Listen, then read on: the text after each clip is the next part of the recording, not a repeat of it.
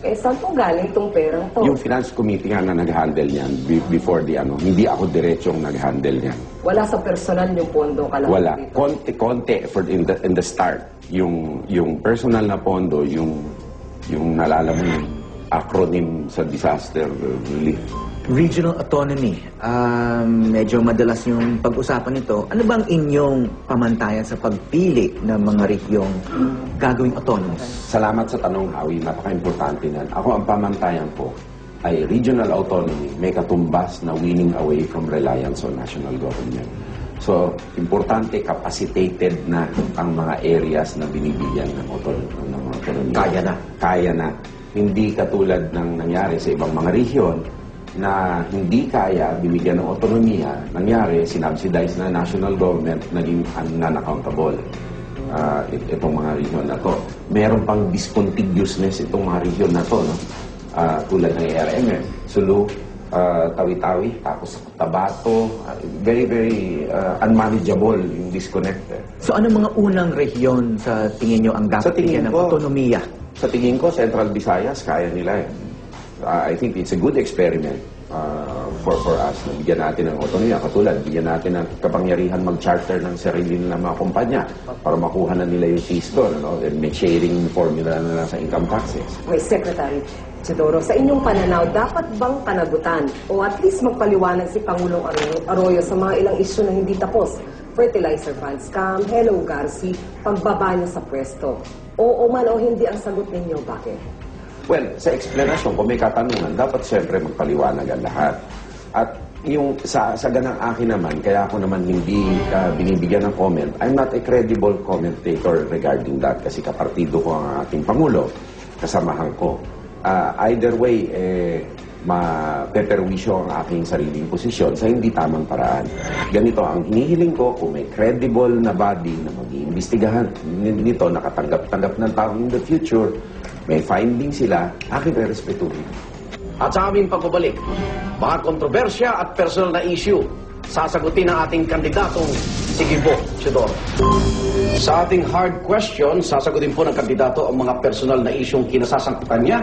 Bibigyan pa rin natin siya ng 30 segundo para sagutin ang bawat katanungan.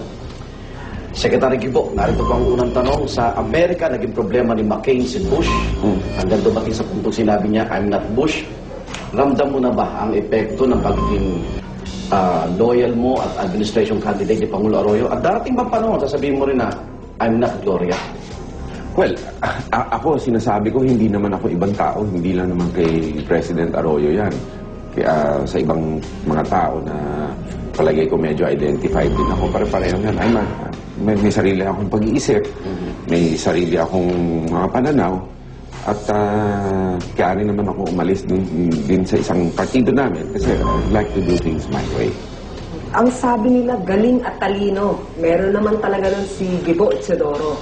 Pero may isang congressman ang sabi, parang yung galing at talino na yon, bagsak ka dahil ang napili mong partido sabi niya, quote-unquote, party of thieves.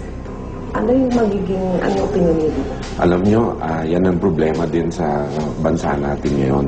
Kailangan talaga may genuine reconciliation and harmony. Put things not aside, pero may mga bagay na kailangan hindi matigil, katulad ng governance ng bansa.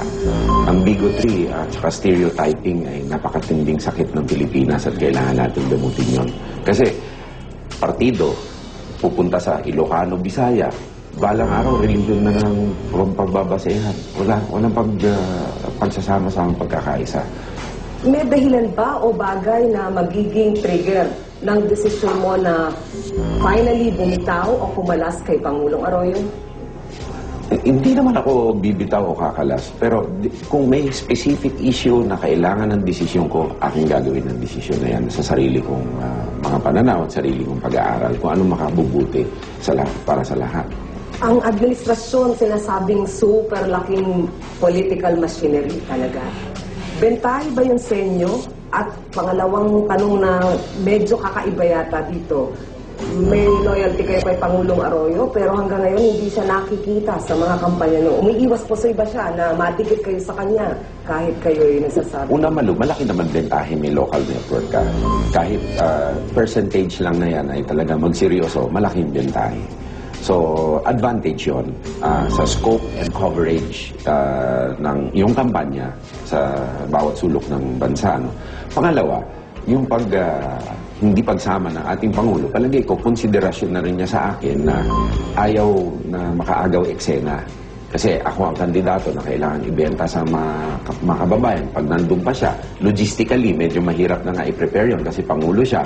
Pangalawa, yung attention ng crowd or attention ng audience, mahahati pa. Anong masasabi niyo na si Manny Villar daw ang tunay na manok ni Pangulong Arroyo? Howie, sa tingin ko, yan chismis. So, political chismis season naman. Pero bagamat ganun, ang pananaw ko dito ay maliwanag sa aking sarili. Ako ang standard bearer ng Lakas Kampi CMD. Kahit ano man ang mangyari, nasa sa akin na at sa mga naniniwala sa akin na ipanalo ako, huwag ka dapat umasa sa iisang paksyon, isang bagay, o whatnot, no? Kailangan mensahe mo ang magpapanalo sa iyo at the end of the day. Okay, sa iba't ibang political survey, medyo parang hindi ka pa rin nagdo-double figure. Pero sa mga political debate, presidential forum, lagi ikaw naman ang nangunguna pag tinanong yung mga audience. Meron mga estratehiya para mapaliktad yung ganitong perception, di ba? Mas malawak ang exposure, personal exposure sa ating mga kababayan ng ating gustong remedyohan kasi regulated nga yung ads, no? So talagang kailangan lang mobility sa buong bansa at strategically designed kung saan ka mag-a-appear, kung ano mga fora ang papasukan mo. Bakit niyo ba iniwan yung NPC, yung inyong unang partido? At ano naman yung kasulukuyang relationship ninyo ng founder ng NPC, si Mr. Danding Cojuangco? Well, sa akin, nagsilbi ako kay Pangulong Arroyo bilang Defense Secretary. Hindi naman ako pwedeng may political loyalties sa iba. Ngayon, bagong pasok ako sa Lakas Kampi, wala akong padrino. Tapos ako napili na standard bearer. Malaking achievement yun kasi more than familiar relationships, nirealize siguro ng mga kapartido ko na merong laman ang aking sarili. No? So fulfillment din sa akin yun. Ngayon, yung relationship, syempre, lumabas na nga sa dyaryo, medyo strained, pero wala naman nang gagaling sa akin. No? Personal na usapin sa pamilya yon. Hindi dapat ito mahalo sa usaping pambansa. Pero masakit ba yun para sa inyo? Yung mga naririnig nyo na nanggagaling sa mga miyembro ng extended family nyo? Sa akin, Howie, no, kasi bilang abogado, kaya kong i-control ang mga emosyon ko. Sa akin, focus lang ako sa national issues, national interest. Pero yung hungkyahin si Miss Gretchen Cojuangco, asawa ni Danding, nagsabi na anyone but Gibo boto nila. Ang kasagutan ko dyan, Malo, ang usaping pampamilya, hindi dapat maging bahagi ng national agenda. Bansa ang pinag-uusapan natin, hindi isang pamilya. At national governance ang pinag-uusapan. So dapat ang issues na batayan ay ang issues of platform governance and track record as a public servant. Pero parang kung ipako natin, ano ba yung naging pag-aalitan ninyo? Usaping pera ba to? Loyalty? Personal relations? Kasi yun ang hindi malinaw galit sa inyo. Yan usaping pamilya na lang. Usaping pamilya na lang. Ako, nakafocus ako sa partido ko, sa platform ko at sa agenda ko. Pero kay Danding mismo, naging personal yung paalam mo, hindi ka may tuturing na ingrato o walang utang na loob sa palagay ko, nanilbihan ako sa aking partido, Arnold, ng lubos-lubos. Pati ang personal ko na pag-develop sa politika na nasa partido ako na yan, na-sacrifice ko. Walang masasabi ang partido na yan na mas may kinuha ako kaysa sa ibinigay ko sa partido.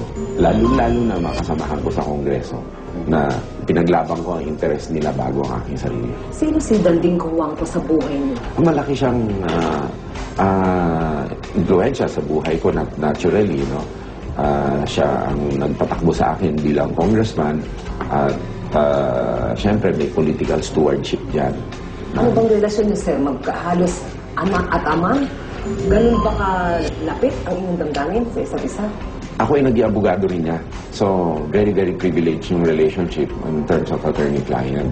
Sa Coco Levy case? Among others. Principally yun, nung ako yung nagtatrabaho kay Atty. Estelito Mendoza. So, ibang dimensyon. Pero ang popular knowledge ay isang bagay, So, doon ko nakita ang aking role as an attorney. Maraming salamat po, Secretary Teodoro. At magbabalik po ang kandidato